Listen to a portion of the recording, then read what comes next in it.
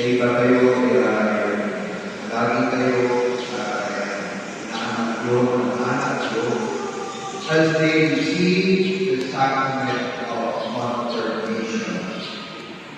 So, nagdagan kayo sa salitang confirmation. It speaks to us of the root word, confirm.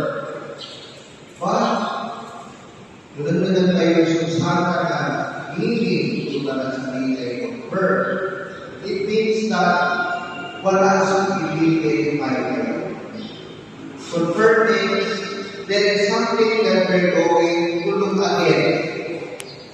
Wala sa kapay kayo, kaya nagdagan dapat in order for us to be able that it is true. And what are we going to confirm? Confirm means that these children are being reminded and being confirmed again that they are children. Sa kita natin na sa ilawan kayo, sana sa pamumulan na mo na sana nakita na. A reminder of their own practices. On that moment, it is a renewal of the promises of baptism. Yung ipapalulod sa karan, yung aliwanan po nila yung tuo. Aliwanan po nila yung tugaw. Aliwanan po nila yung sa kailangan bisa ni Jesus. But there is a personal and intimate, a personal relationship with God because they are considered children of God. And the Father and the God in heaven is their Father. But there is a deeper meaning of the word confirm. I would like to look at it in two words, hon and firm. Hon means with. Firm means kailangan matibay. And that is something that we would like to attest to this confirmation. That they should go not only be someone who believes in God, but they should be firm.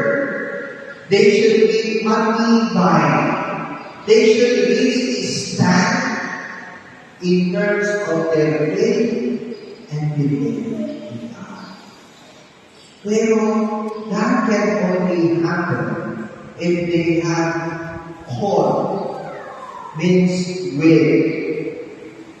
We can be firm in terms of our life. We can be stronger in our life when we have a companion, when we have someone with us, when we walk with someone. And that is the highlight of this sacrament because it is in their confirmation that they are going to receive a companion, a guide, someone who will be their companion, someone who will be their guide. Their bond, their way, their friend, and that is the Holy Spirit. Mayroon silang kasama. Dahil ko mga amigo at inaw kayo mga magulang na nandito, these children as they grow, they need someone who will guide them. They need someone who will assist them. Someone who will support them. Someone who will tell what they should do and not do. What are the things that they should believe in and not to believe in.